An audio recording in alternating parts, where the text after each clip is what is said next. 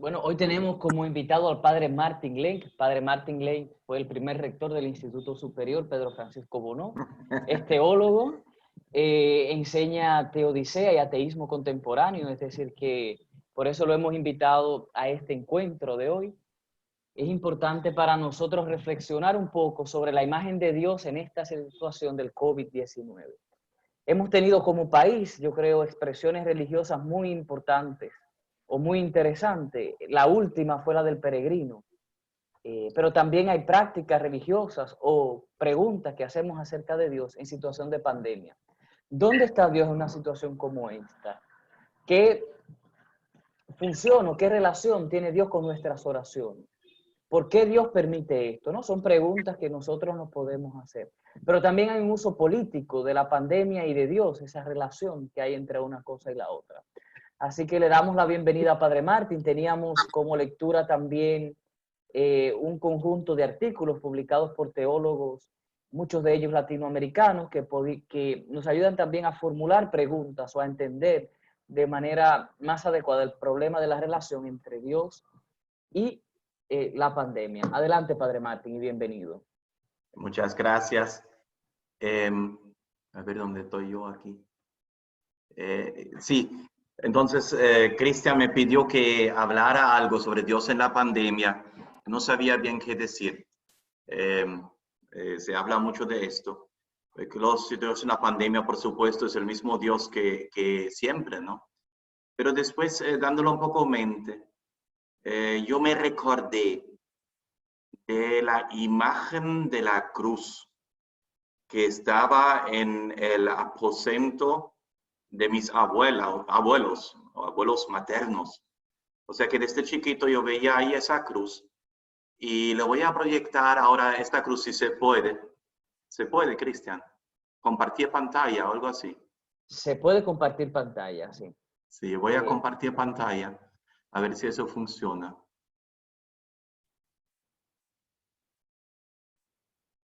¿Ven algo ahí? ¿Lo ve como raro esta cosa? Se ve ahí, sí. Sí, se ve bien. Se ve bien. Entonces, esa imagen de la cruz, claro que es una famosa pintura de Matías Grünewald del 1515, que estaba en la casa de mis abuelos, también como en muchos lugares, quizás allá en Alemania, como impresión, bueno, más económica, por supuesto. La pintura original hoy está en un museo en Alsacia, en Colmar. Cuando yo lo veía como muchacho, yo no conocía la historia de esa cruz. Pero de hecho, esta cruz lo pintó Grünewald, o sea, ese famoso pintor, para un altar que estaba en el hospital de los antonianos en Isenheim, en Alsacia. Los antonianos fueron una congregación que por el siglo XII, XIII, algo así, se fue fundada, una congregación laica, no de sacerdotes, sino de laicos, para servir a los enfermos del ergotismo. El ergotismo es una pandemia, una epidemia que causó muchos muertos en la Edad Media. El ergotismo es como un hongo que le da al centeno y también a otros cereales. Entonces la gente con el pan lo comían y se daban esa enfermedad que muchas veces terminaba con la muerte, o si cenaban muchas veces perdían brazos, pies, cosas de esto, ¿no? Con unas llagas que quemaban por dentro. Por eso también se llama el fuego de San Antonio, esa enfermedad. Porque como San Antonio Abad es el patrono de esta congregación, y esa congregación fue fundada exclusivamente para atender a los enfermos de esa pandemia, de esa epidemia del ergotismo. Entonces esa cruz estaba en el altar de Isenheim, donde estaban los enfermos del ergotismo, los antonianos que lo cuidaban, por supuesto, también llevaban esos enfermos. Entonces, ¿qué hacían cuando un enfermo llegaba? Cuando un enfermo llegaba, se llevaba primero delante de esa cruz. ¿Y qué se hace? Bueno, yo creo que lo hacían espontáneamente en aquel entonces, que hoy haríamos también, pedir. ¿Y qué vamos a pedir? Pero que nos sanamos, ¿no? Yo creo que eso es lo más espontáneo o normal del ser humano, que pide por la sanación. Un enfermo va a pedir por la sanación. Como yo como teólogo voy a decir que no pida por la sanación? Me parece como un disparate. porque hay un tema humano ahí detrás de eso. Piden y se les dará. Como pidió el ciego de Jericó, diciendo, Señor, quiero que vea. Como pidió qué sé yo, el paralítico, como pidió la mujer de flujo de sangre que agarró a Jesús, como pidió Moisés, como pidieron a Abraham. O sea, vamos a pedir por la sanación. Y las sanaciones se daban en aquel entonces como hoy también, y a veces los médicos no tienen explicación, y a veces la tienen. Yo creo que el tema de los milagros es un tema que no es tan sencillo, en el sentido que nosotros no tenemos ni podemos distinguir qué es obra humana, qué es obra divina. Dios obra a través de hombres, obra a través de medicina, obra a través de la manera como Él quiere. Los caminos de Dios son insondables. Pero hoy, como en aquel entonces, se pide, por supuesto, con insistencia, como Cristo pidió también, Padre, si es posible que pase este cáliz, pero que se haga tu voluntad.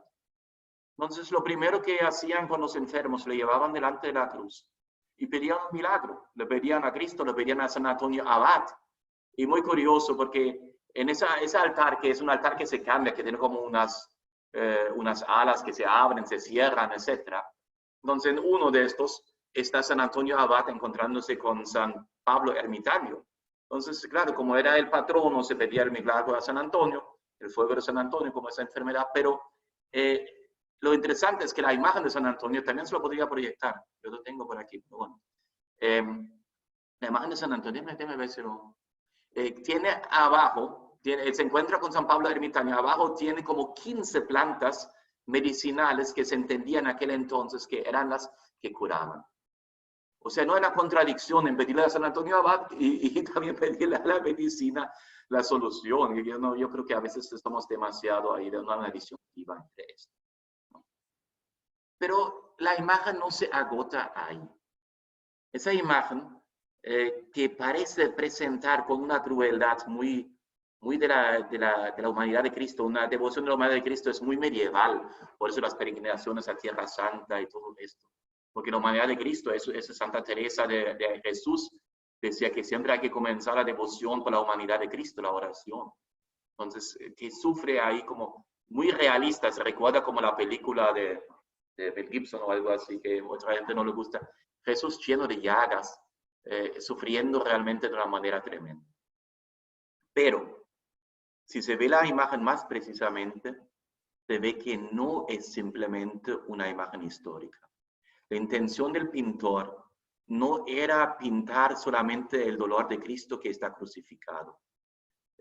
Abajo ven a Juan el Bautista debajo de la cruz, Juan el Bautista que está señalando el Cordero de Dios con ese dedo largo, y el Cordero de Dios, evidentemente Juan el Bautista no estaba debajo de la cruz porque había muerto mucho antes. Y sin embargo es una imagen no solamente histórica, es teológica. Y cuando se ve más de cerca esta imagen, se da cuenta que las llagas que Cristo tiene en el cuerpo no son las llagas de la flagelación, son las llagas del ergotismo. Es decir, que el pintor pintó a Cristo en la cruz como enfermo de la pandemia, de la epidemia de aquel entonces del ergotismo. Ustedes ven que Cristo en su cuerpo tiene muchas llagas y esas llagas son típicas de esto. Típica los labios que están como sin color, ¿verdad? Como está perdiendo la respiración aquí en esa cruz. Típica del ergotismo, las llagas que no sale sangre, pero que queman por dentro. Típico la crispación como de la mano, como tiene la mano crispado en la cruz. No solamente es el clavo que lo crispa la mano, también es el ergotismo. Entonces, a mí me llama eso mucho la atención porque el enfermo que se lleva delante la imagen de Cristo, no solamente que está rezando pidiendo su sanación, sino también les está dando un mensaje. Y ese mensaje es que Cristo es uno de esos enfermos también. También sufre esa enfermedad, no está ausente en la enfermedad. Eso significa que la enfermedad no es una maldición, no es un castigo de Dios, sino Cristo mismo está también sufriendo con esta enfermedad. Me parece una teología tremenda que Matías Grünewald pintó ahí, que la gente, creo que en aquel entonces entendió sin reflexionarlo espontáneamente. diciendo, Cristo está aquí conmigo. Pero más todavía, si Cristo está sufriendo esa enfermedad y eso es la cruz de Él, también el sufrimiento de Cristo no es sin sentido. Entonces el sufrimiento de Cristo no es sin sentido. Y yo estoy sufriendo, tampoco eso es sin sentido.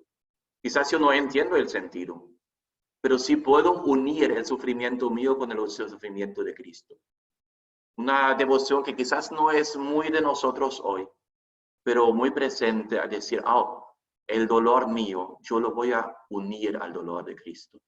Y no simplemente es una oración ahora con palabras pidiendo la sanación, sino también el dolor mío se convierte en una oración por la salvación del mundo, como Cristo desde la cruz ora por la salvación del mundo. Entonces, así la oración del enfermo que sufre junto con Cristo, se hace una oración por la salvación del mundo junto a la oración de Cristo en la cruz. Y es más todavía, unos años antes de pintar Grünewald esta pintura, este altar, unos años antes, Tomás A. Kempis escribió el libro que se llama La imitación de Cristo. Y ese libro ha influenciado en la espiritualidad como ningún otro libro en la historia de espiritualidad. Quizá ustedes han visto de San Ignacio de Loyola, todos los días también siempre está leyendo La imitación de Cristo. El único libro que recomienda a leer fuera de la Biblia, los ejercicios, es La imitación de Cristo, explícitamente. Entonces, la imitación de Cristo. Entonces, ¿qué pasa? Si Cristo está sufriendo esto, el sufrimiento del enfermo, del ergotismo, que está ahí en el hospital de los antonianos en Isenheim, se hace una manera de seguimiento de Cristo, de imitar a Él, de seguirle a Él. No me parece eso muy interesante porque se llega como a diferentes niveles de profundidad. Se comienza con la petición por la sanación, porque eso es lo más humano, y eso hay que hacerlo. Pero después también, dentro de la enfermedad, se encuentra esa misma enfermedad como un camino de seguimiento de Cristo. Aunque pase lo que está debajo, en el mismo altar abajo, se ve Cristo muerto ya y sepultado.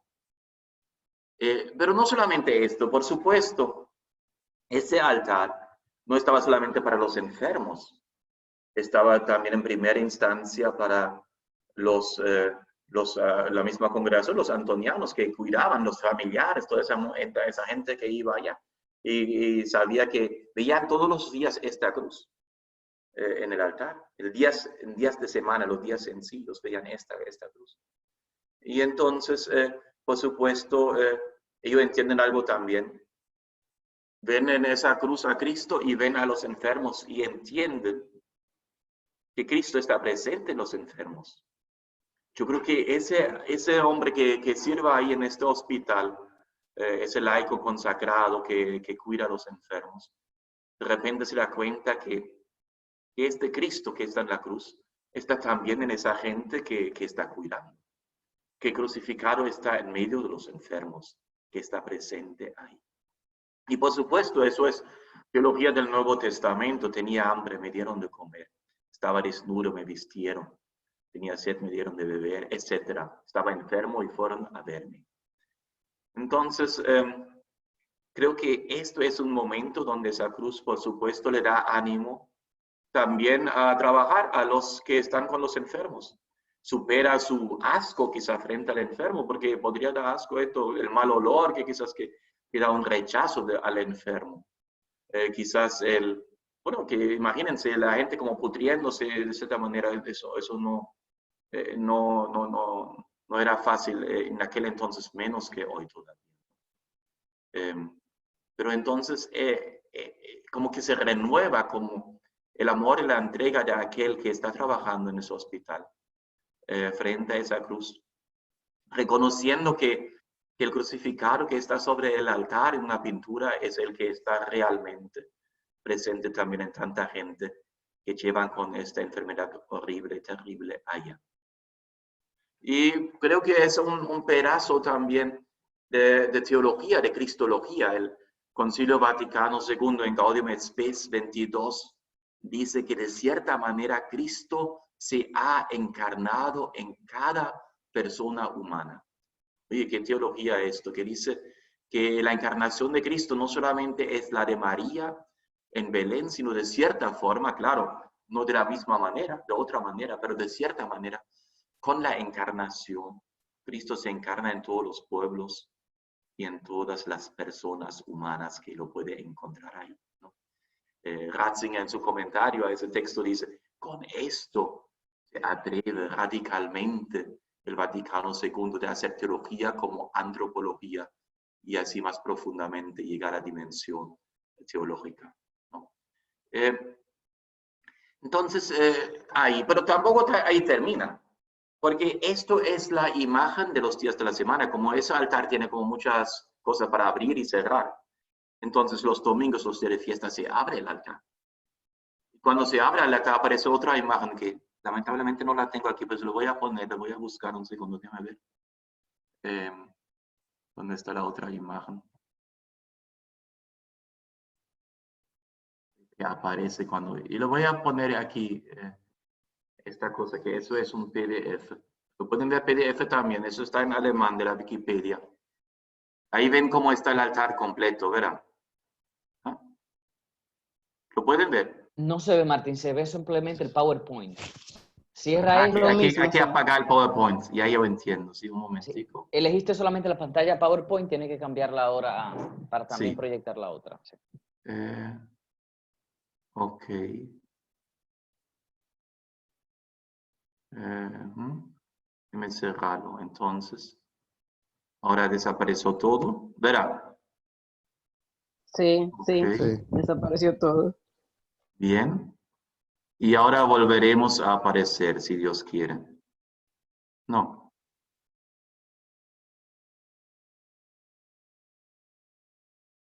Ahora sin querer apagué mi micrófono. Bueno, está aprendiendo uno a usar estos medios. ¿Se escucha todavía? Ya, sí, ya se prendió otra vez. Ahora apareció. Ahora sí. Sí. Claro, aquí se ve muy chiquito.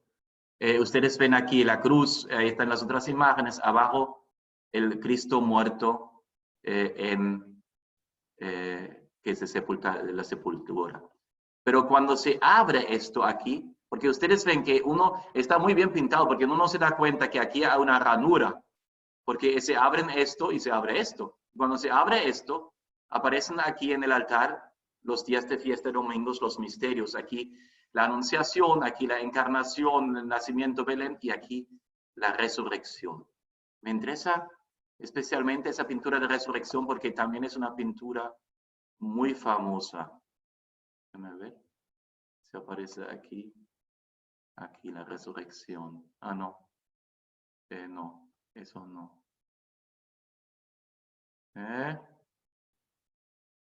¿Dónde se pone eso más grande? Ah, aquí.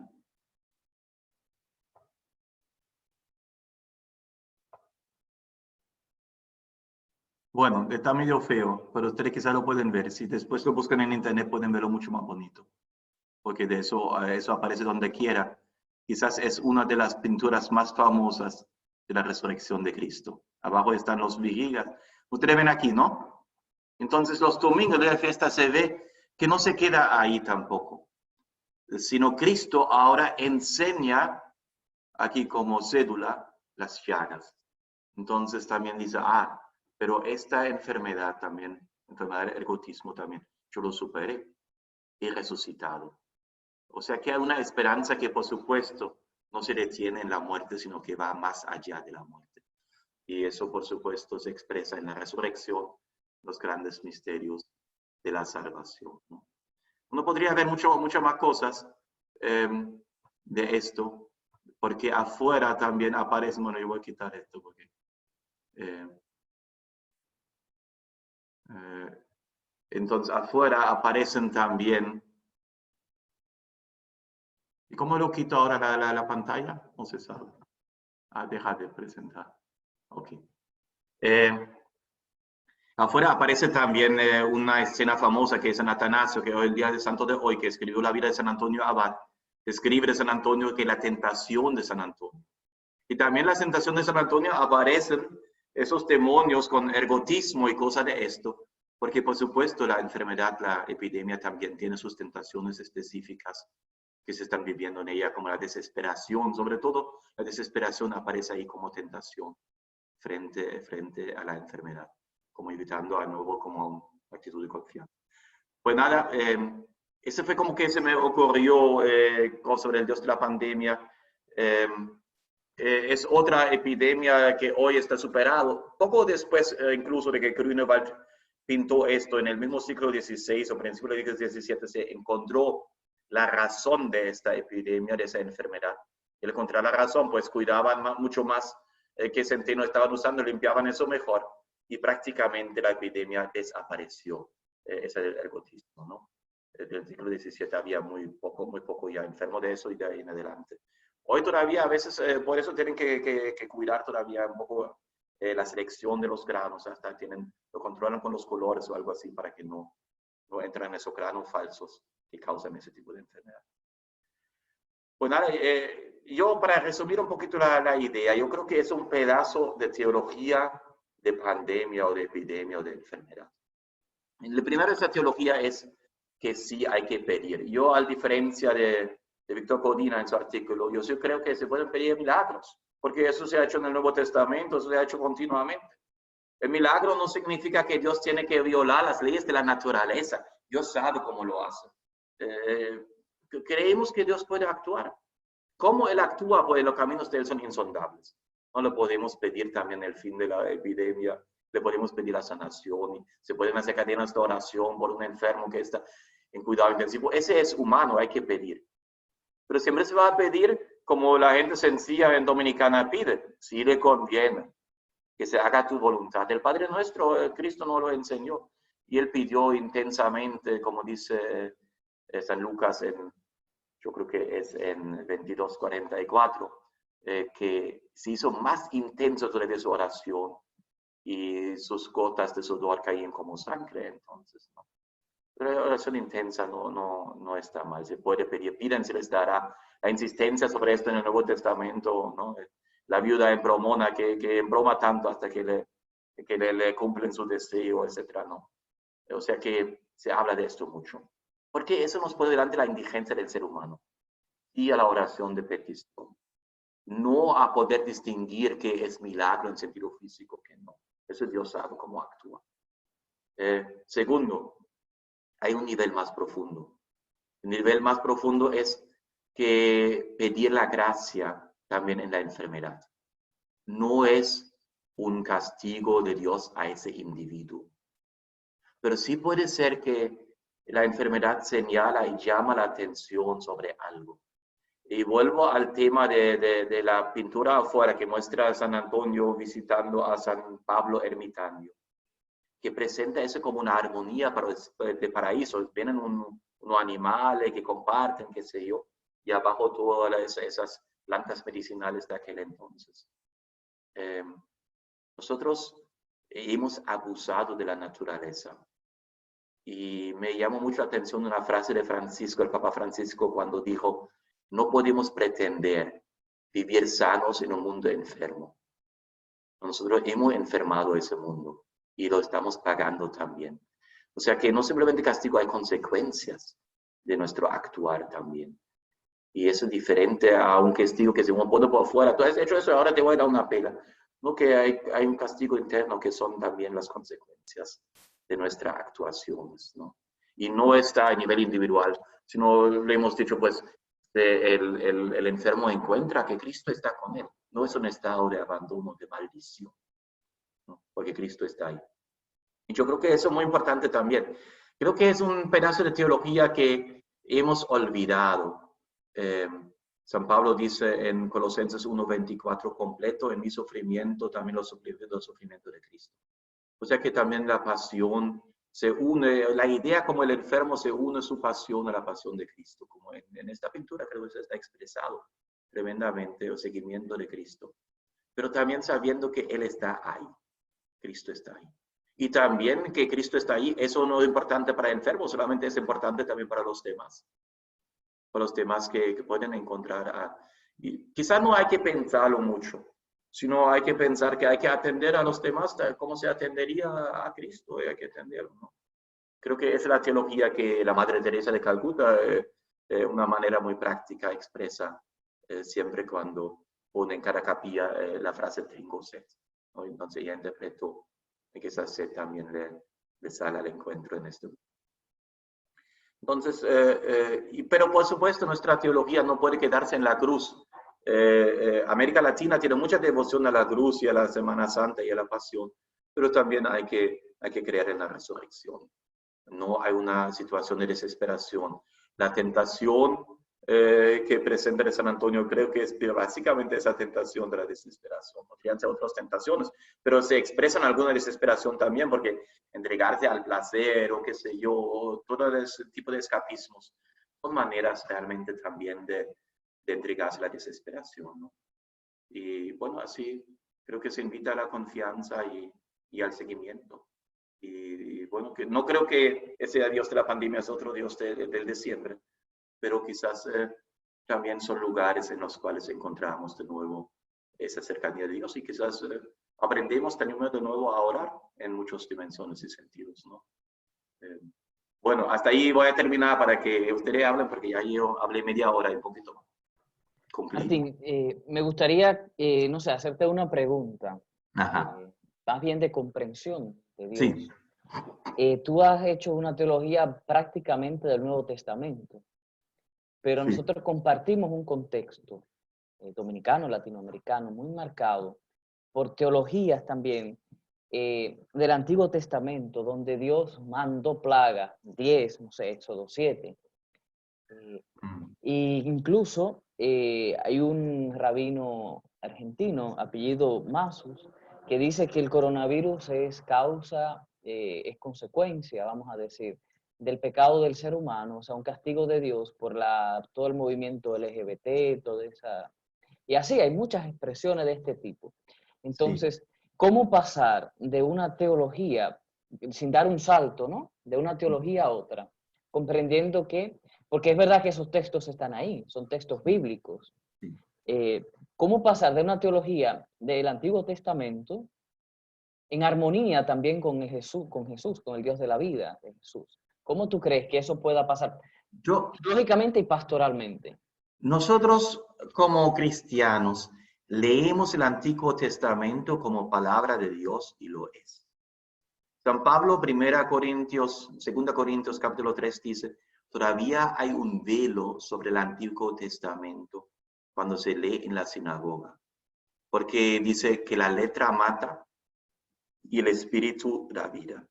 Entonces yo creo que hay que interpretar también el Antiguo Testamento a la luz del Nuevo. Si no lo leemos a la luz del Nuevo, no va a ser palabra de Dios. Fíjate, dice Jesús en el Sermón de la Montaña, a los viejos se les dijo ojo a ojo, por diente, pero yo les digo, ¿no? Hay todo un juego con el Antiguo Testamento. El Dios del Antiguo Testamento es el del Nuevo Testamento. Yo creo que también este Dios castigador hay que leerlo a la luz del Nuevo Testamento para entenderlo correctamente, porque Dios no ha cambiado. Dios no se muda, dice ¿verdad? Santa Teresa, ¿no? Entonces, ¿en qué sentido? Las plagas de Egipto. Las plagas de Egipto no simplemente son un castigo de Dios por la maldad de los egipcios. También sería como horrible, o qué teología sería eso que dice Dios ama a los israelitas y odia a los egipcios. No, no es así. Sino también la plaga de Egipto se ve, leyendo el Éxodo también claramente, esos capítulos 6, 7, 8, 9, donde están todas esas plagas, se ve que son consecuencia de la, ¿cómo se dice? De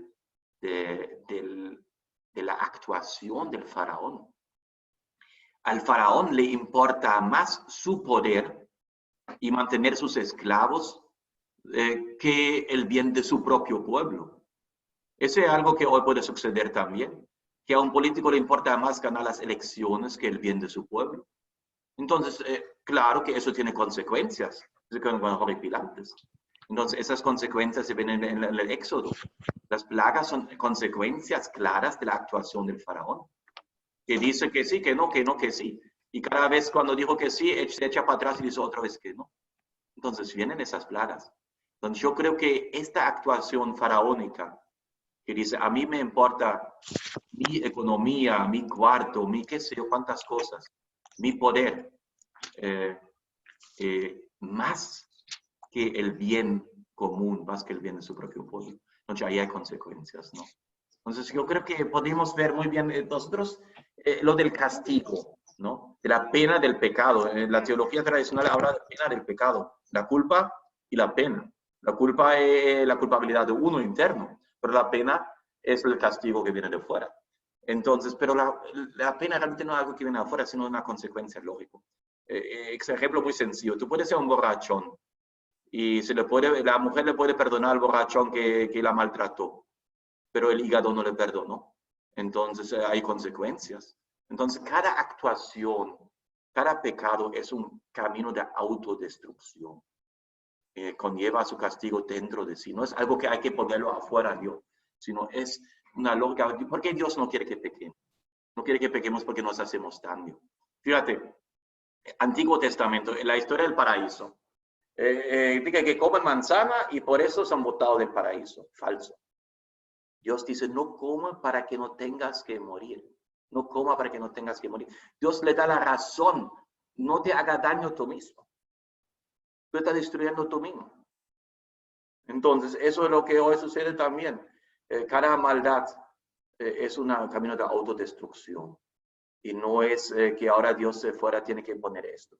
Pero sí puede ser que también nosotros hacemos tanta cosa que no toman en cuenta el bien, que tiene consecuencias, por supuesto, también para un mundo entero, ¿no? Yo creo que el tema ecológico es algo de lo más evidentes en ese sentido. Pero bueno, resumiendo la respuesta larga a una pregunta sencilla, ¿verdad? Corta. Yo entiendo que el Antiguo Testamento solamente se entiende correctamente como palabra de Dios a la luz del Nuevo Testamento. Lo separamos del Nuevo Testamento, podríamos sacar muchas consecuencias que no son verdad. Cierro el micrófono. Aparte, yo tengo a mí, como en su explicación, me genera como la conciencia tal vez de una incapacidad. ¿Qué pasa? Ese texto de que cuando que me viste sufriendo y me consolaste, me viste en la cárcel, me fuiste a visitar. A mí me cuesta ver que Dios es como el sufrimiento. Yo puedo ver como Dios es como la esperanza en el sufrimiento, el alivio en el sufrimiento. No el que está con hambre, sino quien sacia el hambre.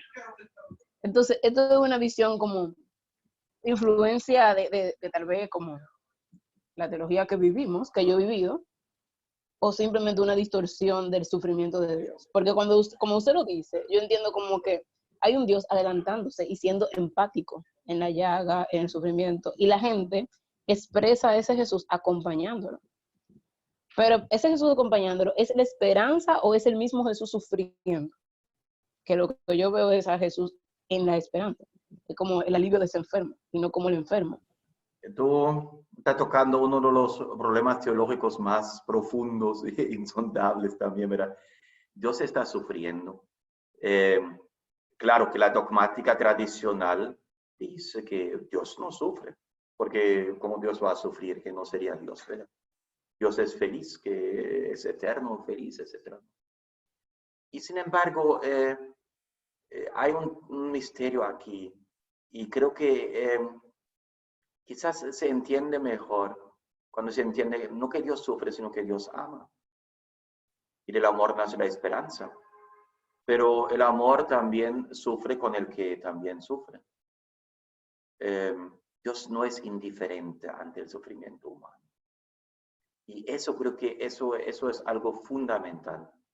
Dios no es indiferente al sufrimiento humano. En el Antiguo Testamento tampoco lo es, porque de la zarza ardiente dice a Moisés, bien yo he visto el sufrimiento de mi pueblo y su clamor ha llegado a mis oídos. Por eso yo he bajado del cielo para sacar a ese pueblo de Egipto de la casa de esclavitud y llevarlo a una tierra espaciosa, fértil, que emana leche y miel.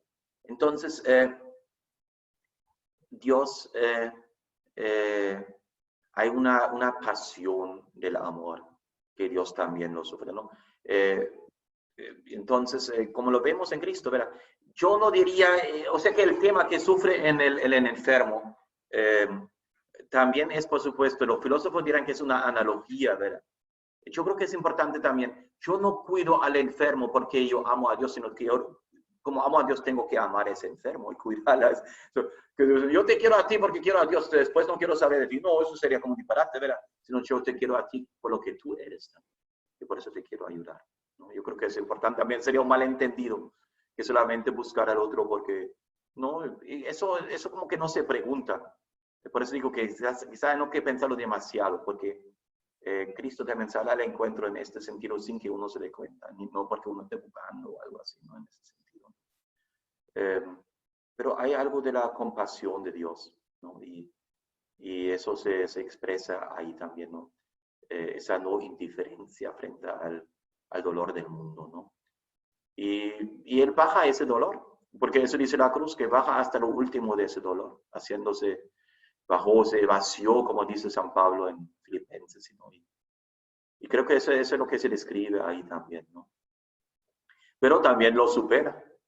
Entonces, porque hay que ver siempre, los cristianos siempre se ven en el misterio pascual. Entonces, el triunfo no es un triunfo simplemente que ahora se va a sanar, sino es un triunfo también en la muerte. Porque abajo se ve Cristo también muerto, ¿verdad? En el mismo altar, pero se ve después también resucitado, ¿no? Entonces, yo creo que lo que tú dices quizás no, yo diría, bueno, no, hay que atender al enfermo porque hay que quererlo a él y nada. Pero que Dios está ahí también presente y no está indiferente a eso. ¿Qué haría Cristo? Dice Alberto Hurtado, ¿verdad? ¿Qué haría Cristo en ese lugar? Pues yo seguramente yo ayudaría también, ¿no? Con lo que, claro, puede ayudar diferente que yo, pero yo puedo hacer lo que yo puedo hacer. No sé.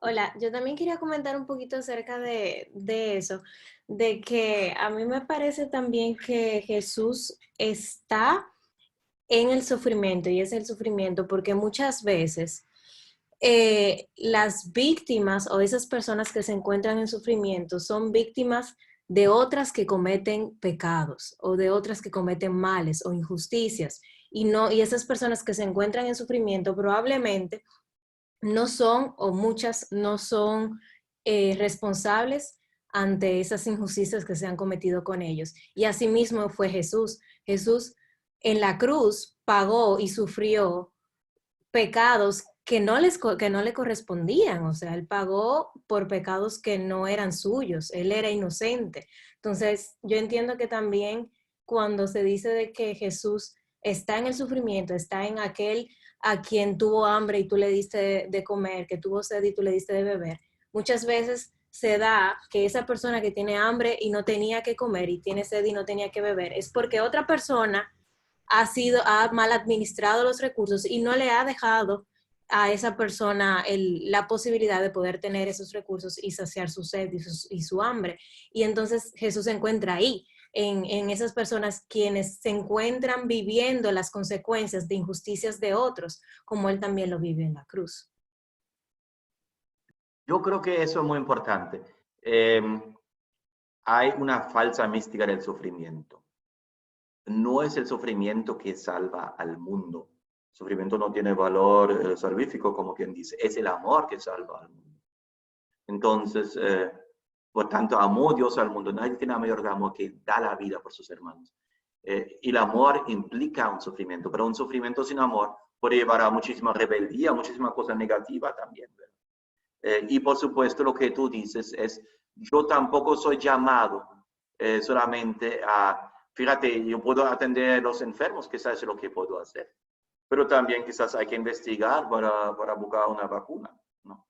Y eso lo vamos a aplicar. Nadie no estamos buscando el sufrimiento. Sería un pecado buscarlo y mucho más todavía buscarlo para el otro, ¿no? Y por supuesto, si hay hambre, también tenemos que preguntar por qué esa hambre existe y eso muchas veces va a ser la consecuencia de una injusticia. Y eso es lo que está expresando ya en el Antiguo Testamento, en el Éxodo, ¿verdad? Que la injusticia del faraón que hace esclavos del pueblo de Israel y lo oprime cada vez más y le deja pasar hambre, etcétera, etcétera. Entonces yo creo que también hay una tarea. Por supuesto, por eso hizo Jesús: dichosos los que tienen hambre y sed de justicia, porque serán saciados. Y en el Magnificat dice la Virgen María, ¿verdad?, que derriba a los poderosos de sus tronos y enaltece a los humildes, los hambrientos, los colma de bienes y los que despiden vacíos, ¿verdad? Que hace potencia en su brazo. Entonces yo creo que eso sin duda es parte del compromiso cristiano, y no se trata como de mistificar en ese sentido el sufrimiento. Si se leía lo que estaba diciendo ahorita en ese sentido, pero siempre hay una interpretación correcta y una falsa también, ¿verdad? Que no se va a mistificar eso. Sobre todo cuando uno mismo está sufriendo, creo que no hay mucha tentación de mistificarlo mucho. Quizás el sufrimiento del otro se mistifica más fácil que el propio, ¿no? Bueno.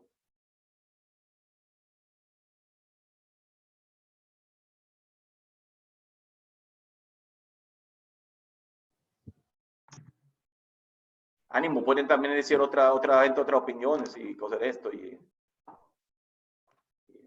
sobre las preguntas que se han hecho, ¿no? Algo que a mí también me vino a la mente mientras usted hablaba es sobre la historia de Job, de que sus amigos le decían como que él tenía que pedir perdón al Señor porque la razón por la cual todo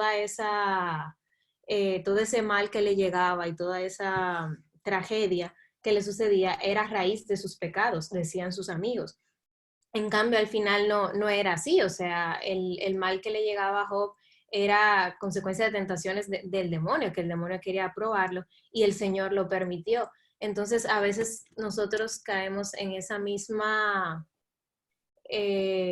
ligereza de juzgar las tragedias que suceden en el mundo como consecuencia de un castigo, o sea, que sean como castigos del Señor y no necesariamente así. O sea, no necesariamente tiene que ser de esa manera, como usted decía, también puede ser que sean simplemente consecuencias del mal manejo y la mala forma de vivir que hemos tenido nosotros como humanidad, y que al fin y al cabo el Señor es un hombre justo que ha creado la naturaleza en todo su esplendor y que tiene una forma de expresarse esa naturaleza y tiene un ciclo, y por tanto si uno como humanidad lo interrumpe, eso va a tener una consecuencia. Entonces no necesariamente el mal en el que uno se encuentre es un castigo de Dios, o sea, puede ser también, como usted menciona, simplemente una reacción natural del ciclo que el Señor mismo creó en su naturaleza.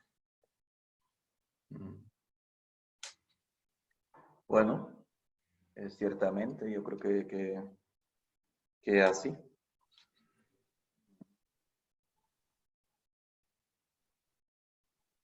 ¿Cómo usted lee? Hola.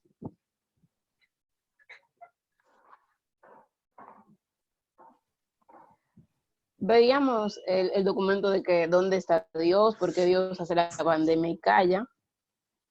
Y entonces mi pregunta es, hablaban de cómo se ha recurrido a la historia para demostrar cómo la humanidad superó otras pandemias.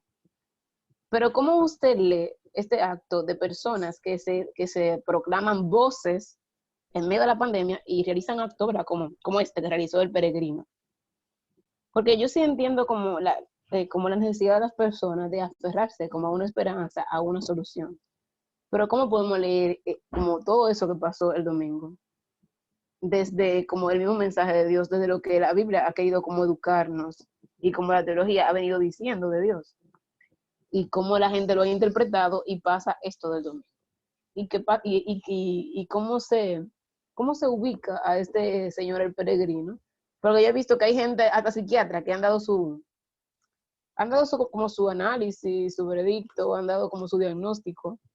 Pero ¿cómo lo pueden decir los teólogos? No. No, para decir algo del peregrino, yo no lo conozco. Si quiere hacer él su penitencia cargando una cruz, y esto es una devoción popular, que no tengo problema con esto. Ahora, si él dice que va a entrar la cruz en el Atlántico y se va a desaparecer de pandemia, está hablando caballa, disparate.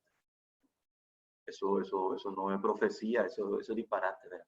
Entonces, yo creo que hay un gran problema de eso también, que que mucha gente se cree que ya ella tiene como la idea directa de Dios y ella sabe la respuesta a las preguntas.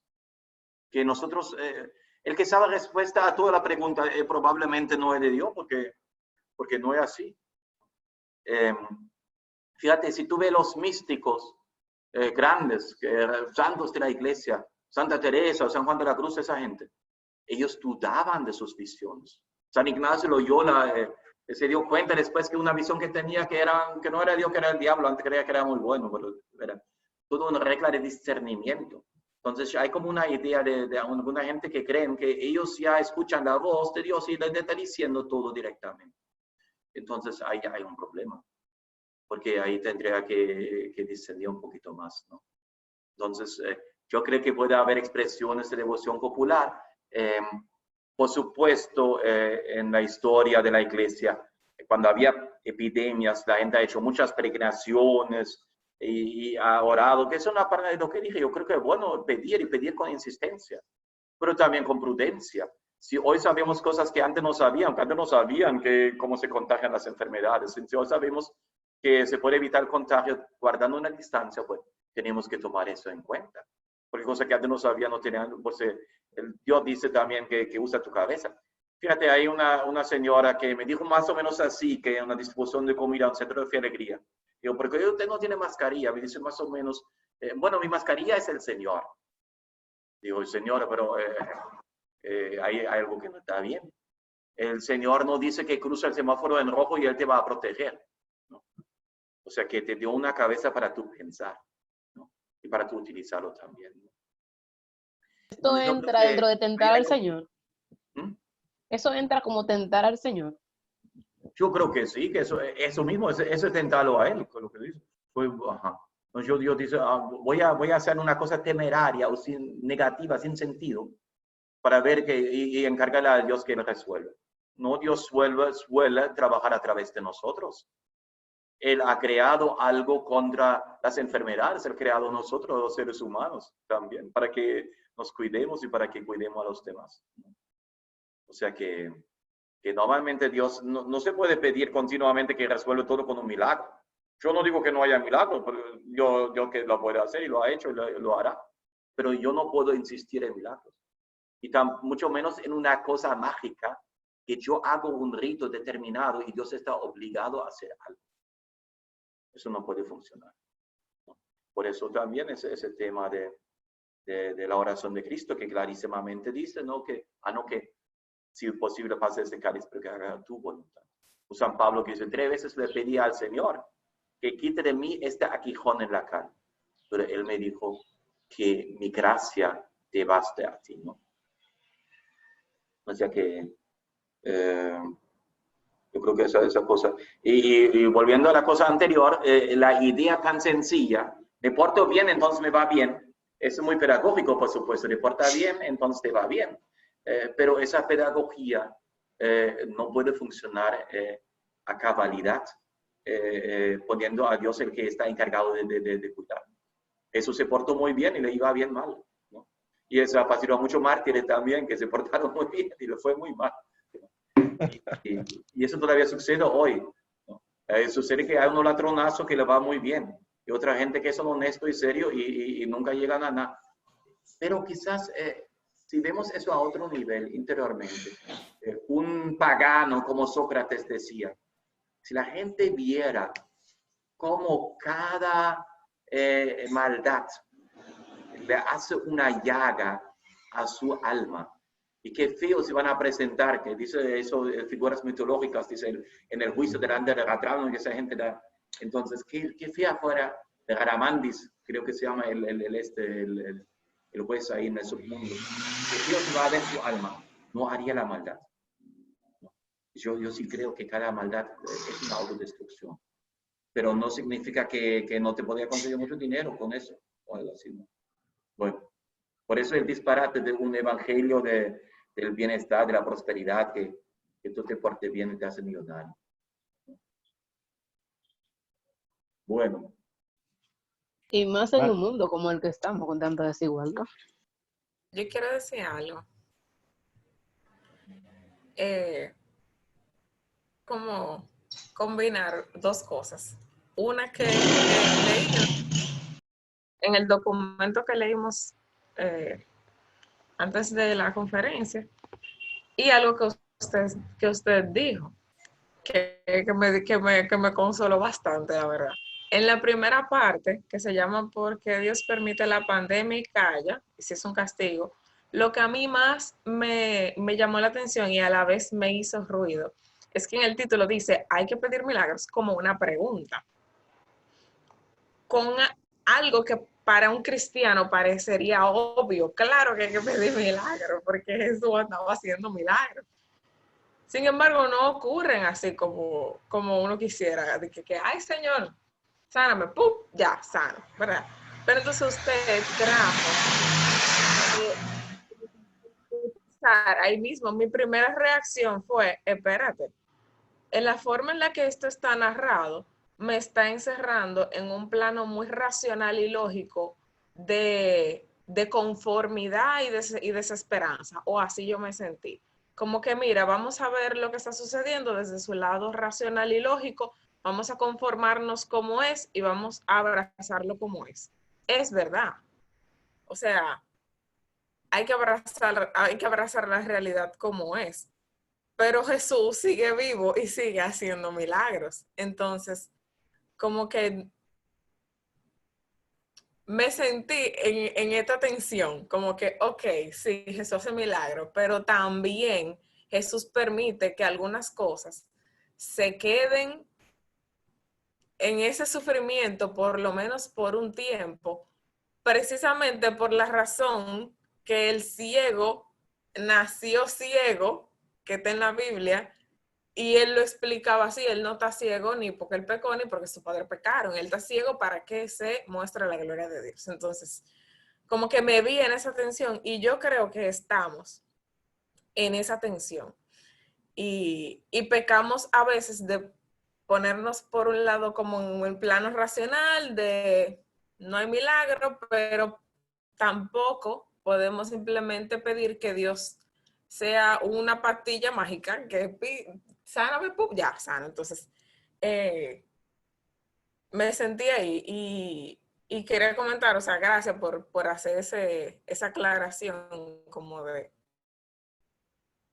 no, espérate, o sea, también Dios se manifiesta, pero ahí tenemos como el reto de abrazar, sí, la realidad como es, pero también la voluntad de Dios y de cómo Dios decide glorificarse en esa realidad, ya sea a través de un milagro, ya sea a través de el mismo sufrimiento, ya sea a través de lo que Él decida que sea.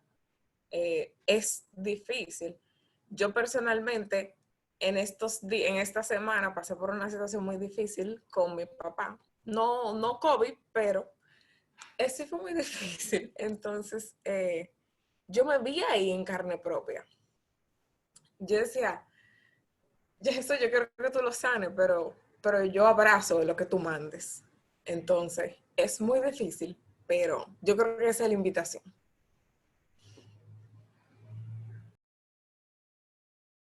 Completamente de acuerdo con esto. Yo creo que esa parte también de la...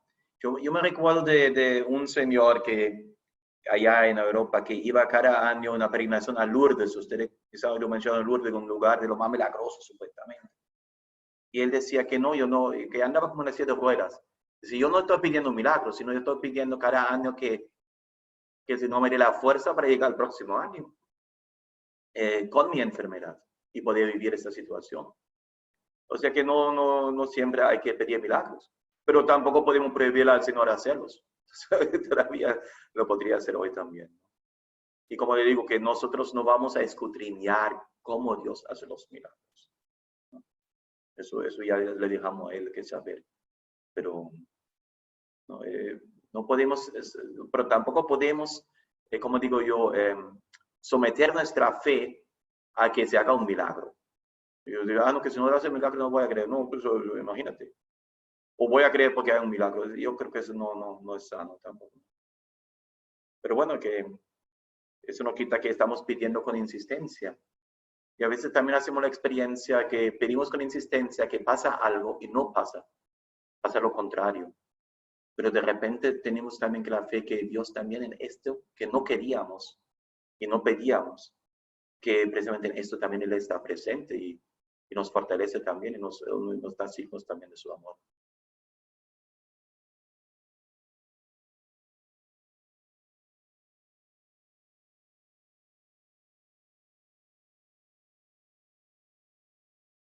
Yo quería decir algo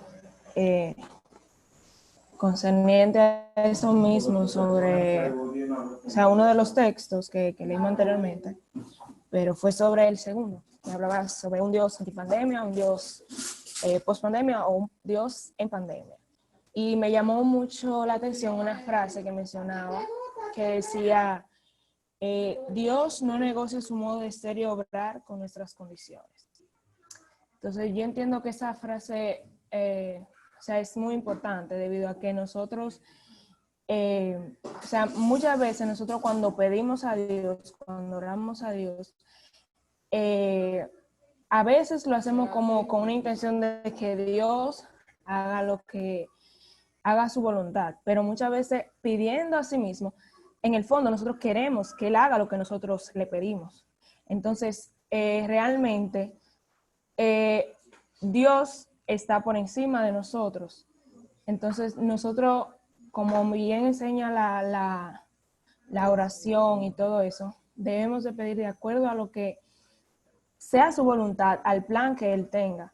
O sea, yo soy de las que pienso que Dios sí obra en milagros, pero viendo la Biblia y los ejemplos que muestra bíblicamente, cada uno de esos milagros que se pueden presenciar en la Biblia tienen un propósito y tienen un momento determinado donde Dios quería demostrar o hacer ver algo en específico. Entonces, Dios, yo entiendo que Dios conoce las cosas y Él sabe y Él, como bien hemos dicho, Él siente y padece ese sufrimiento que nosotros también podríamos padecer. Pero de igual forma, dice ahí, Dios no negocia su modo de ser y obra según nuestras condiciones. O sea, cada una de las cosas que Él hace tienen un propósito determinado. Entonces, puede ser que en el momento lo que Dios nos responda no lo veamos como la respuesta, porque no es la respuesta que nosotros estábamos esperando. Pero luego, cuando cierta situación pasa, podemos ver que sí el Señor en cierta medida pudo haber intervenido u obrado. Lo único que no fue de la forma en que nosotros queríamos o en la forma que nosotros esperábamos que Él lo hiciera.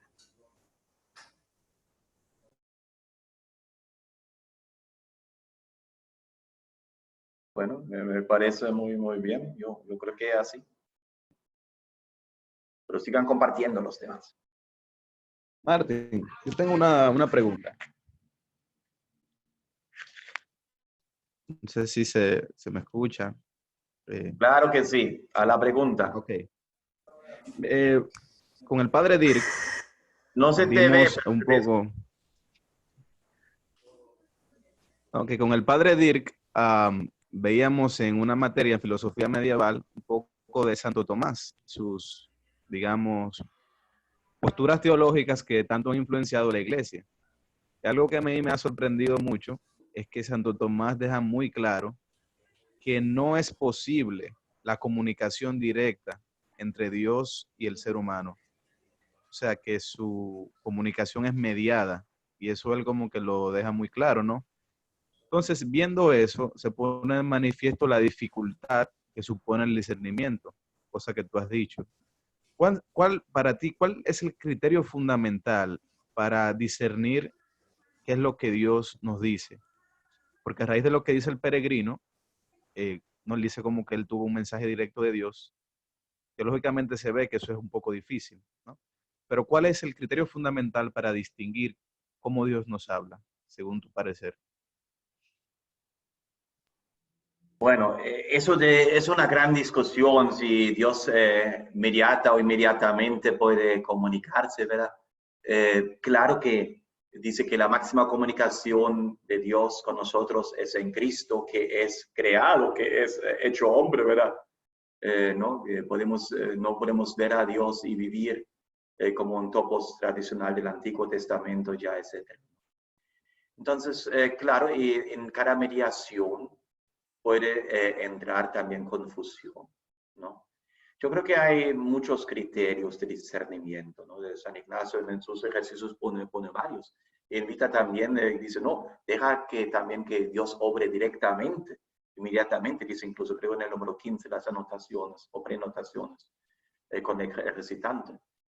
Pero yo creo que un criterio muy fundamental es el criterio del seguimiento de Cristo, es el criterio de las consecuencias de algo que yo hago, que sale de ahí, por dónde lleva esto. ¿No? El árbol se conoce por sus frutos, dice Jesús como criterio de discernimiento con un refrán bien conocido, ¿no? Creo que ahí hay una serie de posibilidades de ver, ¿no? Creo que también en este sentido es muy importante que yo mismo no soy simplemente el juez sobre mis propios sentimientos o lo que creo que Dios me está diciendo. La tradición de la iglesia siempre es algo que se escribe, por ejemplo, y se mete a otro juicio, ¿no? Si es algo que es solamente para mí, entonces, bueno, si yo veo que eso me lleva a mayor amor, esperanza y fe, pues tiene que ser de Dios. Porque el enemigo malo no quiere que se te lleve a más fe y esperanza y amor, ¿verdad? Ahora, si es un mensaje que supuestamente hay que darle al mundo o a otra gente, ya hay que ponerle también otros criterios, ¿no?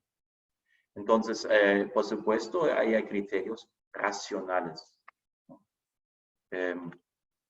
San Ignacio dice que hay un primer tiempo donde uno no se puede equivocar. Eso como que casi Dios está hablando inmediatamente, ¿no? Pero estos son mensajes que están dichos para mí, ¿no? No son mensajes que yo tengo para otra gente. No sé si me explico, ¿no? O sea, si el peregrino dice, yo entiendo que yo tengo que llevar esta cruz, pues está bien, hágalo. Pero cuando él entienda que todo el mundo tiene que cargar alguna cruz por ahí, ya es otra cosa. O que tiene que llevar una muchedumbre a la playa, y ahí está haciendo disparate, ¿no? O sea que quizás no hay mala intención ni nada de esto, ¿verdad? No lo supondría, pero hay una falta de discernimiento, porque ahí hay que poner criterios también racionales, ¿no? San Ignacio pone 3 tiempos para hacer una sana elección, para distinguir esto, ¿no? Pero también depende de cuál es el contenido de esto. Dios no nos va a dar más que Jesucristo, con Él nos ha dado todo. Entonces, en principio, no se necesitan más revelaciones. Unas revelaciones privadas de personas, ¿ves? No es una revelación específica, son hechos para que recalcar algunos de esos aspectos que ya sabemos desde el Evangelio. Entonces, un criterio fundamental es si está de acuerdo con la fe y con el Evangelio. Si no está de acuerdo con esto, pues eso no es un mensaje de Dios. Y no siempre va a ser tan fácil saber esta cosa, ¿no?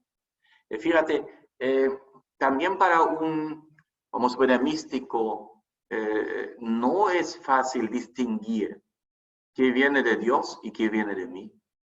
Y muy fácilmente uno podría confundirse en lo que es parte de mi subconsciente, mi inconsciente, y lo que no digo que sea una cosa intencional, y lo que viene realmente de Dios, ¿no? Sin meter el ángel, el diablo, el enemigo bajo la especie del ángel de la luz, como dice San Pablo, ¿verdad? También puede disfrazar. Pero también ni siquiera distinguir lo que es mío, que es un deseo mío, una cosa inconsciente, subconsciente. Tú ves que normalmente un sueño no me habla de otra gente, sino me habla de mí mismo, lo que hay dentro de mí, de lo que hay inconsciente y subconsciente dentro de mí. Que no quita que Dios pueda utilizar otros también. Pero habrá que discernir esto. Martín, quizá una Pregunta. Ajá.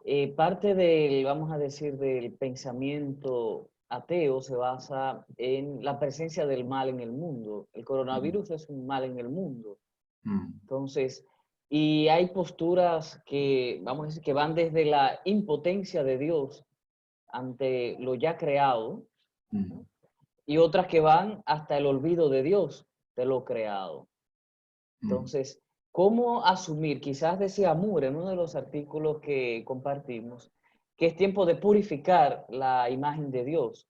Entonces, ¿cómo poder asumir esta postura quizás del ateísmo? O incluso que lleva a la indiferencia, a muchos que piensan la indiferencia de Dios frente al mundo. ¿Qué pudiéramos decir frente a esta postura? Primero, creo que una postura que dice hay mucho mal en el mundo porque y entonces Dios no puede existir, me parece eso muy positivo en el sentido que entonces Dios es bueno. Él sabe ya algo, sabe que Dios es bueno. En otras religiones politeístas eso no es un problema, porque hay diferentes dioses y uno mete el mal y otro mete el bien, o sea, o lo que es bueno para los troyanos es malo para los griegos, en la Ilíada, por ejemplo, ¿verdad? Que eso no está tan claro, que los dioses están peleando uno contra el otro, ¿no? O sea que esta crítica se basa, de hecho, en una imagen bastante cristiana de Dios, para poder hacer esa pregunta. Entonces, hay un tema ahí. Y este tema, y por eso también me gusta eso, porque es un reclamo de que haya justicia. Hay como un reclamo, queremos que haya justicia. Y por supuesto el coronavirus es injusto porque mata a lo bueno igual que lo malo, ¿no? Eso la peste de Camus también le pasa eso, ¿no? Verá que mata a lo bueno igual que lo malo. Y eso en la vida real también es así. Bueno, le da un cáncer joven, señor, por eso era malo, ¿no? Mata a lo bueno, que quizá puede ser al revés, que ya era lo suficientemente bueno para morirse. El otro vez tiene que vivir. O sea que yo creo que también haya un presupuesto de que las cosas de la naturaleza de por sí no son ni bueno ni malo. Entonces era como difícil ese que un virus es bueno o un virus es malo. Hay bacterias buenas y bacterias malas, pero claro que es una visión antropocéntrica o antropomorfa también de cierta manera, ¿no? Porque el virus no tiene intencionalidad ni buena ni mala, se supone, ¿verdad? ¿Por qué Dios permite esto? O sea que son cosas sobre las cuales en definitivo no tenemos, creo, respuesta. Que Dios no ha... Ese es también un mensaje cristiano, ¿verdad? Que Dios no ha quitado el sufrimiento del mundo, sino lo ha asumido. Otra vez estamos con el tema del sufrimiento.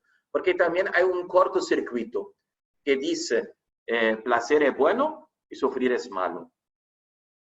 Y eso es verdad, porque nadie quiere sufrir a propósito, ni debe hacerse, que sería como masoquismo, que no sea bueno, ni sadismo hacer sufrir al otro.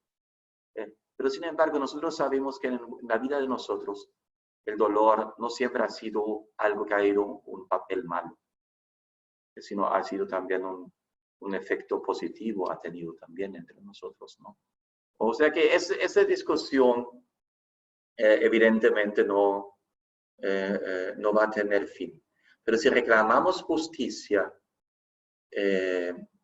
creo que nos va mejor con Dios que si lo quitamos, porque si no lo quitamos, ¿qué nos queda? ¿Lo absurdo o el sinsentido? Me llama mucho la atención lo de Horkheimer, Max Horkheimer, de la Escuela de Frankfurt, uno de los filósofos de esto, que dice, no puedo aceptar que el victimario triunfa para siempre sobre la víctima, que el asesino tiene razón. No puedo aceptarlo, dice él, por esto creo que necesitamos todavía de la teología. Dice, necesitamos la teología en la política, dice él, porque si no, tendríamos unos presupuestos. Y eso también es muy interesante, que espontáneamente sabemos que hay que haber justicia. Y espontáneamente también tenemos una noción de lo que es bueno y malo. Eso no hay que enseñarlo, no todo es educación, ¿no? No todo es un complejo de culpabilidad, hay una verdad también detrás de esto. Y bueno, pero no que nosotros no podemos hacer un cálculo a lo Leibniz, ¿verdad? Que hace un cálculo infinitesimal y calcula el bien y el mal y el bien ganó. Eso no va a funcionar, ¿no? Porque no son realidades matemáticas tampoco. Bueno, yo no sé si una respuesta suficiente. Si no es suficiente, me alegro porque sobre eso no hay una respuesta, una razón suficiente para esto no hay. ¿No? Pero yo creo que la respuesta del Nuevo Testamento es Cristo muerto y resucitado, el misterio pascual. Muy interesante lo de San Pablo, al final de la carta, del capítulo 8, la carta a los romanos, al final del capítulo 8 dice de San Pablo, ¿y qué nos puede separar del amor de Dios en Jesucristo? Cosa pasada o futura, o enfermedad, o dolor, o desnudez, o muerte, o espada. Nada de eso nos puede, todos superamos fácilmente en aquel que nos ha amado.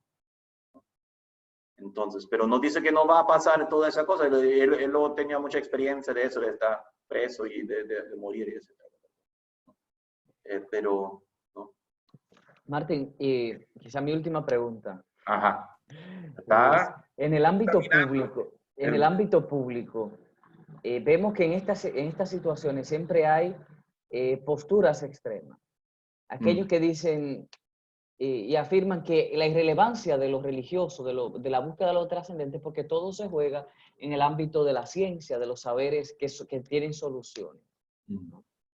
Y otros que dicen, nosotros somos los que ahora vamos a decir cuál es el verdadero sentido de la vida, ¿no? Y quizá ahí está mucho el ámbito religioso.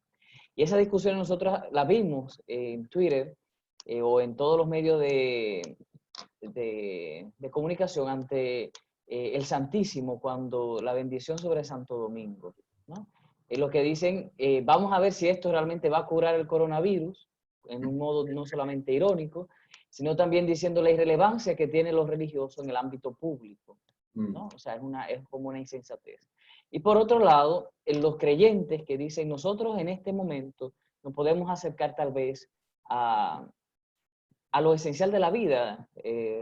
Creo que Codina decía, esta es una segunda cuarentena, una segunda cuaresma, perdón. Entonces, como estos dos ámbitos, la irrelevancia de lo religioso en lo público, porque realmente no aporta nada, o lo otro, una búsqueda de sentido mucho más profunda. No sé, ¿qué se puede decir en esta situación? O sea, por supuesto, creo que sería un disparate pensar que vamos a solucionar el problema del coronavirus con una bendición con el Santísimo, sin hacer todas las otras cosas. O sea que, por supuesto, hay que buscar los medios, qué sé yo, del distanciamiento físico, de muchas cosas que hay, o buscando vacunas, investigar. Eso es fundamental, y tratamiento para los enfermos, etc. Eso está claro.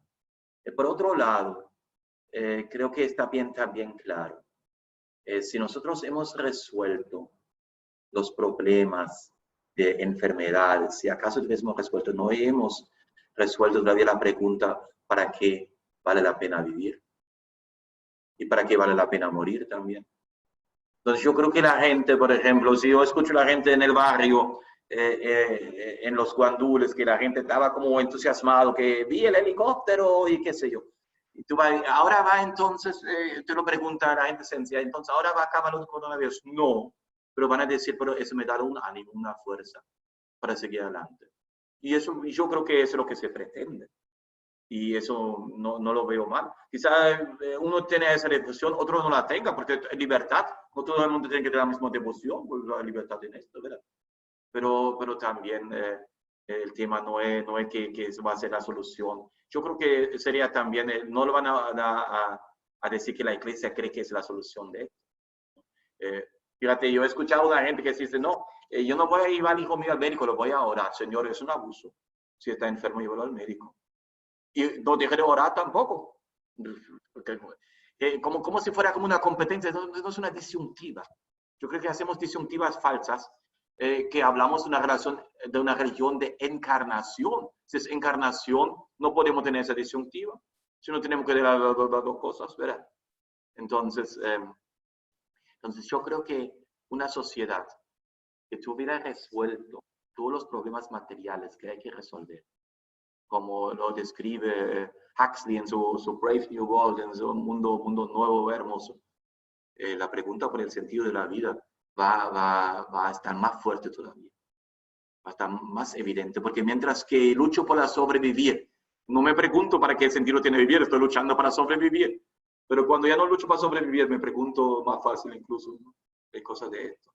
Y yo creo que evidentemente la realidad del coronavirus le pone, o sea que la gente, o sea que lo de la cuaresma, que tú dices, el polvo del miércoles ceniza, ¿verdad? Que tú eres polvo, digamos, o sea que cómo ese virus ha puesto en evidencia la fragilidad del mundo, eso es tremendo. Y eso hace surgir preguntas. Y esas preguntas, tú lo puedes llamar filosófica o puedes llamarlo religiosa, como tú quieres, pero son las preguntas por el sentido de la vida. Eso, sí, porque o sea, que había como una creencia que nosotros resolvemos todo. Y claro, todavía decimos, no, vamos a encontrar una solución técnica también al coronavirus, sí. Pero sabemos también que no vamos a resolver todas las enfermedades, no vamos a resolver, o sea, y cuando hemos resuelto todas las enfermedades va a ser peor. Imagínense si la gente no se muere ya. ¿Cómo va a ser? Ese mundo va a ser un lugar terrible. Esos viejos de 10.000 años que no se mueren, ¿no? El pobre, mira que Cristian nunca hubiese llegado a rector del instituto porque el viejo rector nunca se hubiese muerto ni se hubiese ido de ahí. Entonces, ¿quién se va a casar que si todo el mundo vive en 10.000 años? Usted se compromete todo. o sea que nuestra vida, no, el problema no se resolvió con esto tampoco. Dicho con otra cosa, hay preguntas que quedan muy abiertos y no hacemos bien como de separar todo esto. La encarnación es juntar la cosa. Y hay que juntarlo porque la vida real es una. Y las dimensiones espirituales y corporales van juntos. Y cuerpo y alma forman una unidad, no dos cosas separadas. Eso es muy cartesiano pensar así. Pero yo creo que hay una unión más profunda ahí, ¿no?, que es la unión de la vida, ¿no? Bueno.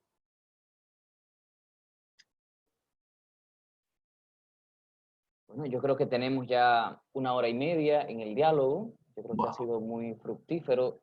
Agradecemos a Martín su presencia, su capacidad también de ayudarnos a entender esta realidad con una perspectiva teológica, espiritual, desde el Evangelio, es decir, desde la perspectiva del Dios que se hace hombre, se compromete con la realidad, transforma la realidad también contando con nosotros. Nosotros somos en cierta medida corredentores unidos a Cristo, ¿no?